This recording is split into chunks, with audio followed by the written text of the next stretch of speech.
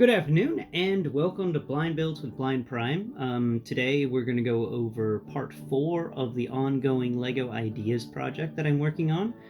I've got a new cave chunk all set up and ready to go. I've got a little crazy groundskeeper from the Hidden Side Graveyard with me here today to show off parts of it. Let's figure out which cave I'm talking about. Okay, I'm not talking about you. This guy here is the cave. I'm gonna just set this guy down real quick. We could actually, we'll set him down right here in this cave entrance. There we go. So you can be kind of peeking around the corner there. Anyway, we worked on this one last time, and if you were watching that, a lot of people actually watched that episode, or at least part 2 and part 3 of that 3-parter where I was finishing up this build here. And thank you all for that support and the shares, because it's obvious somebody shared that. So I appreciate you for sharing that. And if you want to help me raise awareness for the blind and the visually impaired, and if you also want to, help me out when it comes to coming up with design decisions and pointing out things where I did wrong on this LEGO Ideas project, then hit me up in the comments or, share my stuff with other people. Heck, share it with the @LEGO group. I'd appreciate it. Maybe they'd appreciate it too. I don't know how many blind LEGO creators there are out there, individuals who don't have any vision like myself, or I have like 3% where I could see light, but that's it for me. And how many of them out there are trying to make something for LEGO Ideas? And it's my hope that more blind people step up and start making stuff with LEGO, because LEGO is really tactile, and the only problem with it is getting your friends to sort the colors. Or maybe one day the LEGO group will actually come up with an application that will help the blind sort Legos. That would be amazing and really cool. And if you want to assist the blind, then call up their customer service and request such a thing, because that would be really neat. An app that would help me sort my Lego? Thumbs up to that idea, I can't program it, but I'm pretty sure somebody who watches my or listens to my videos is smart enough to figure out how to do it and has the means to accomplish the task. So to you, I say that's an opportunity. So take it and run with it.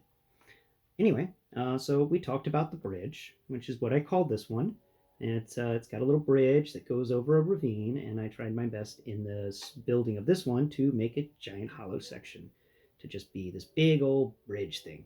Anyway, we're going to set that one off to the side, except, real quick, we'll showcase I got the other one to be right, even though for some reason in the build, I didn't need to use a plate layer then a tile layer. I just needed to use a tile layer with this one. And I tried to figure it out, like reverse engineer what I did here. And somewhere in here, yeah, there it is, I added an entire plate layer by accident. I don't know how I ended up doing that, but actually it may have been 2 plate layers. But anyway, so that was just something neat I learned, while doing this. But see, it works there. We could turn it like that, and there they are. Oh, wait, what was that? What are you? Oh no, one of the froggies. Anyway, so that's really fun. I'm glad we got that set up. So even upside down, if it wasn't for the studs at the top, these things would be flush. Sideways, there they are. They're flush. I love it. I just love it whenever a plan comes together like this, and you get this fun little cube that you can position in all sorts of different ways. Wouldn't it be fun to do some sort of stud on the side construction with these cubes? Turn the bridge into something different. It's just a thought I just had. Anyway, we're going to set the bridge chunk off to the side. Make sure I don't set it on anything. Darn it. All right. Oh, no, I knocked the groundskeeper out, but it's okay. He was coming with us anyway. So let me go ahead and put this froggy back. Where should the frog go? Where should this frog go? We didn't. There's no frog on this layer, so we're gonna put the frog and lily pad up there. Here we go. I don't know how the tree frog got all the way up there, but he got all the way up there. So anyway, today we're looking at a name for this one. The Graded Ravine, maybe? No, that's weird. You know what? During the video, we'll come up with a name for this one, because I built it and I didn't really name it.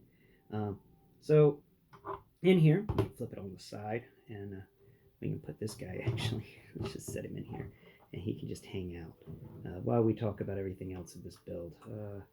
Not there. Yeah, there. Come on, get in there. There you go. That's a good crazy dude. All right.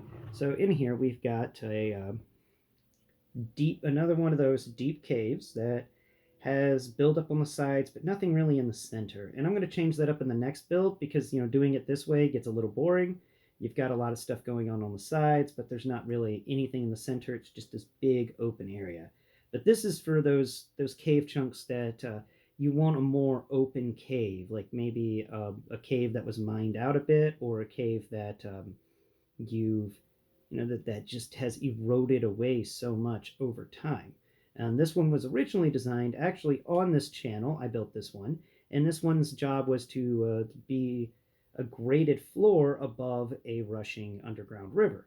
And we actually have the river one, and we're going to be redesigning that one almost completely to fit to the new way of doing these cave chunks. So I do have a graded floor in the bottom of this, and the idea behind these caves is, I thought about, you just add in some ancient stuff, ancient ruins or things like that to your cave to make it seem more on the like there's a lot of history going on in here, and you can tell little stories and stuff like that. Like, I put a lot of frogs in here and some greenery to kind of give the hint that this cave is supposed to be used near a water source. It's got little frogs, it's got amphibians, and it's got plant life, so obviously it's going to be near a water source. And since it does have so much plant life, maybe put this cave closer to the front of your mountain so that more natural light can come in, or just lamplight or wherever you have this thing displayed, more of that light can come into this area, and I showcase that by the frogs and what's inside of it.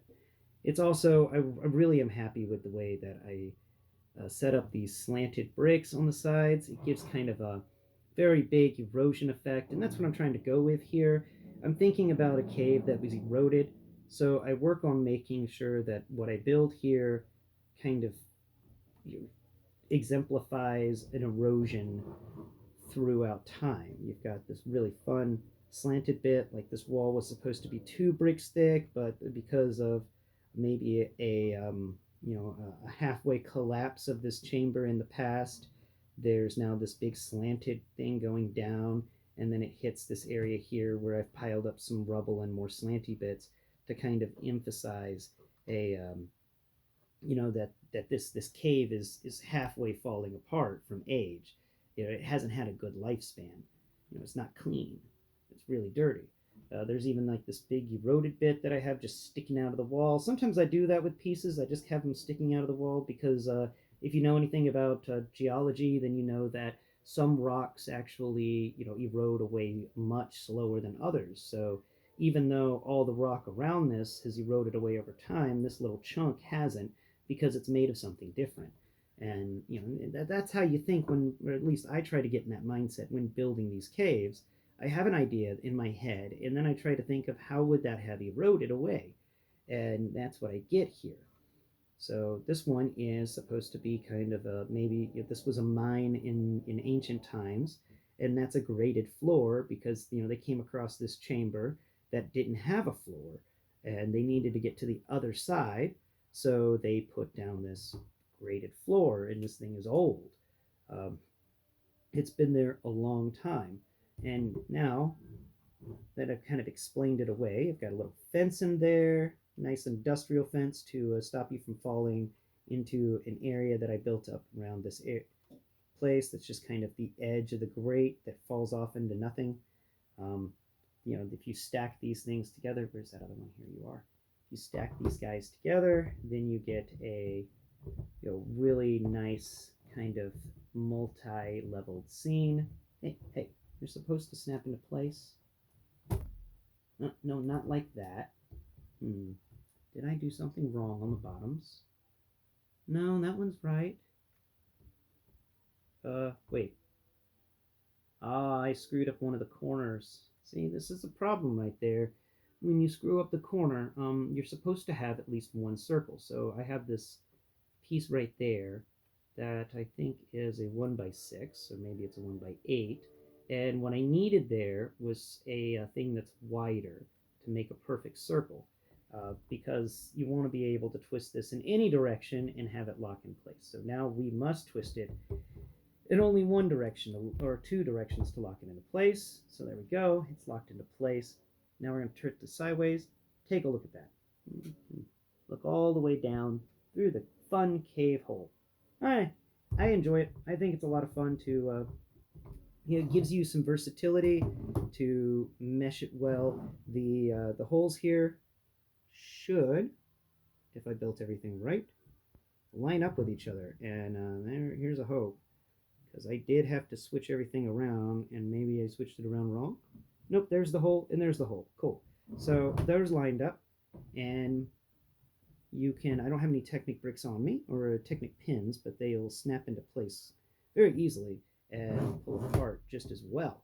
There's a, now because of the way these things are built, you can have them do many different things. I'm feeling around in here to figure out exactly what these things are situated as right now, and they're situated as a wall on either side. The holes didn't line up, so you'll have to spin it around. And let's try it again. Okay, now did the holes line up this time? Oh yeah, they did. They did. So now we have some lined up holes, but now the issue here is if somebody were to walk across the bridge, here, we can actually set it up like that. If someone were to walk across the bridge, then they'd actually come across that hole in the ground there. So you want to spin it again. It's not exactly right. So we can spin it again, and we can see now what we have is an entryway that comes to this this column thing that I built. That's kind of a half collapsed wall that seems to just be piled up, and it's very fragile kind of thing. It's one of those that's just eroded away over time, and now it's a fat man squeeze. You know, you take your where did he go? Where did you go? You crazy guy. Here he is. All right, so you take your Lego minifigure here, and he can come in, and he can try to squeeze through this area here. Just squeezing through.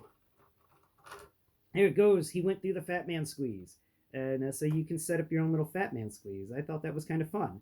Or, you can change it up again. And come here, you. All right, so we tried that out. But now we have this way. And this way allows those points each to make a bigger entrance. Ah, nuts, I dropped something. But now we have a bigger entrance there. Isn't that nice? And now this will allow the your Lego minifigure spelunkers to actually explore this cool cave system here, but sadly they're going to come out on kind of a ledge area. Well, they'll have to creep on the side to get to that bridge, but there's something blocking them from actually making it all the way to the bridge. So that's not really the best option either. But then we can actually take this bridge section and spin it around, and now we can connect these two together. And let's see what we got here. We've got the bridge lined up with that hole, but does the hole line up with that bridge, huh? And it does. Now you have a bit of a fat man squeeze, but you can totally get through there. And I think that's, the fun part about these caves is that they have versatility, and you can set yourself up in any way you want. And I think that I will call this one particularly the frogs and the grates. I think calling it the frog and the grate would be nice. There's a little mushroom that fell out. Let's put the mushroom on a ledge up here. Yeah. Put the mushroom on the ledge next to that froggy. Here we go. Good old mushrooms. I love me some Lego mushrooms. Anyway, thank you all so much for checking this video out. Here's the underside of it. I don't know if I checked that out, but that's the problem part, right? Not there, right there. So I'm going to have to fix that and make sure I have a single, a bigger 2x something. So there's that nice solid hole there for the modified tile with stud in the 2x2 tile with stud in the center to connect to in order for the stackability to occur. Thank you all so much for watching today's video, and please tune into my channel next Prime. I'll be talking about Clutch and actually going in kind of an in-depth review of that action figure from the Clutch and Vamp G.I. Joe classified vehicle. So check you out then. Thanks again for watching and or listening, and please hit that like button, share, subscribe, and comment below. Till next Prime, bye-bye for now.